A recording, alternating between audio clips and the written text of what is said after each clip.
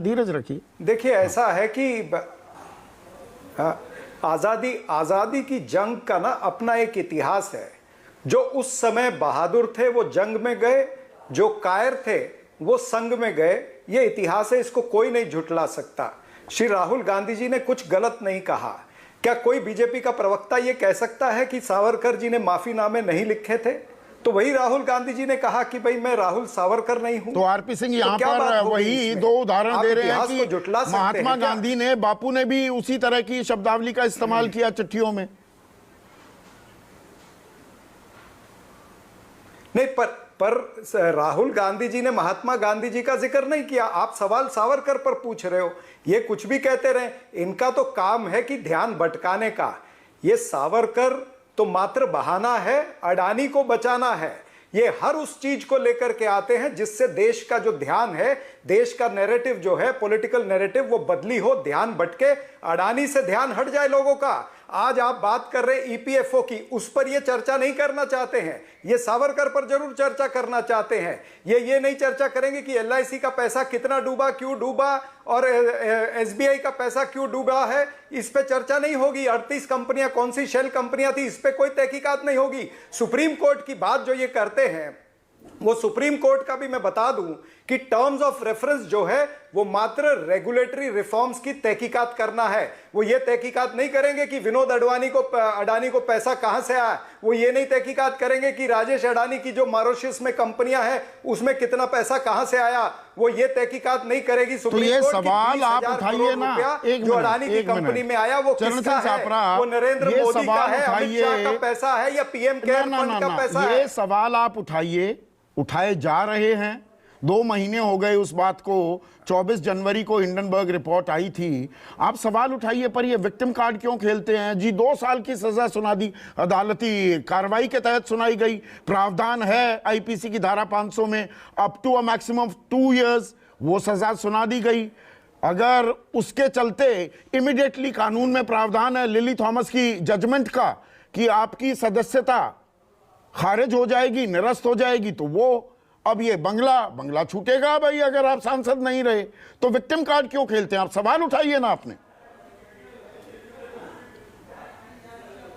नहीं, हम कोई विक्टिम कार्ड नहीं खेल रहे, लेकिन जहां जहां पर गलतियां हो रही हैं वो तो हम बताएंगे, हम जरूर बताएंगे कि कोर्ट के अंदर जो पुर्नेश मोदी है जिसने क्रिमिनल कंप्लेंट फाइल की, उसका नाम तो राहुल गांधी जी ने नहीं लिया था। तो वहां एक गलती है कानून के प्रोसेस के अंदर, उसको हम क्यों नहीं पकड़ेंगे? सेक्शन 202 तो आपकी वो इतनी लंबी फौज है, इतनी बड़ी फौज है वकीलों की, ये चीजें अदालत में कहते नहीं।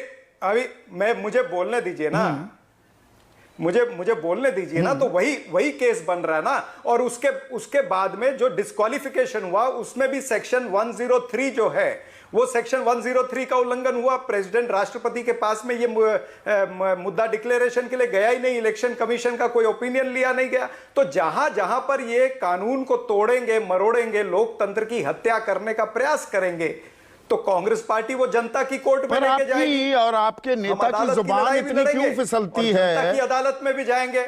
चरण सिंह सापरा, आपके नेता की जुबान ये क्यों इतनी फिसलती है कि आपके सहयोगी जो महाविकास अघाड़ी, और आप मुंबई में रहते हैं चरण सिंह सापरा, जो पूरी मजबूत दिख रही थी सरकार गिरने के बाद भी, उद्धव ठाकरे कहते हैं कि नहीं, सावरकर जी का अपमान हम बर्दाश्त नहीं करेंगे, वो हमारे आदर्श हैं। ये तो आपके बोलों के चलते प्रतिक्रिया आई है ना। है महाविकास आघाड़ी जो, हाँ मैं उत्तर दे दूं। महाविकास आघाड़ी जो बनी थी वो एक कॉमन मिनिमम प्रोग्राम के तहत बनी थी। तो वो कॉमन मिनिमम प्रोग्राम के अंदर कहीं भी सावरकर वाला उल्लेख नहीं था। ठीक है, ये बात उठी है, और अगर उद्धव ठाकरे जी ने और शिवसेना ने इतराज जताया है तो इसके ऊपर आने वाले दिनों में पार्टी के जो बड़े नेता है उसमें चर्चा होगी। महाराष्ट्र के जो बड़े नेता है वो निश्चित रूप से चर्चा करेंगे। एक तो जुड़ता है, एक बिछड़ जाता है। टीएमसी आपके साथ आई, आज शाम के डिनर में अब शिवसेना उद्धव गुट शामिल नहीं होगी। ये कभी गठबंधन बनता दिखता है, कभी बिगड़ता दिखता है। All in a days work. देखिए संदीप जी, 4 दिन पहले तो टीएमसी और आम आदमी पार्टी और बीआरएस ये भी हमारे साथ में नहीं थे, लेकिन आज की तारीख में वो हमारे साथ में है। तो निश्चित रूप से जितना फिक्र आपको या देश की जनता को है या जो विपक्ष को मानने वाले लोग हैं, जितनी चिंता उनको है उतनी चिंता कांग्रेस के नेतृत्व को नहीं, चिंता आपकी है, चिंता समान होती है, वो चिंता आप रखिए, मुझे कोई चिंता नहीं है। जिस तरह से जिस तरह अब मुझे कंप्लीट तो करने दीजिए ना प्लीज। जिस तरह से हरदीप पुरी जी ने जो आपत्तिजनक वक्तव्य कहा है, तो इसमें फिर जब कांग्रेस के नेता कुछ कह देते तो किस तरह से ये उठ जाते हैं। भारतीय जनता पार्टी के नेता ये आए थे गंगा के लाल बनकर और रह गए अडानी के दलाल बनकर। तो ये जिस तरह से अडानी को प्रोटेक्ट कर रहे हैं, अडानी की दलाली कर रहे हैं, यानी सारी चीजें अगर पार्लियामेंट के अंदर कांग्रेस के नेता बोलते हैं, अडानी शब्द लेते हैं तो वो एक्सपंज हो जाता है, या पार्लियामेंट म्यूट हो जाती है, या माइक म्यूट हो जाते हैं। फिर राहुल गांधी जी को एक षड्यंत्र के तहत जो 7 फरवरी से लेकर के 23 मार्च तक का क्रोनोलॉजी है वो देखेंगे तो पता चलता है कि ये षड्यंत्र रचा गया है। तो षड्यंत्र रचा गया है, पर जबान भी फिसलती है क्या?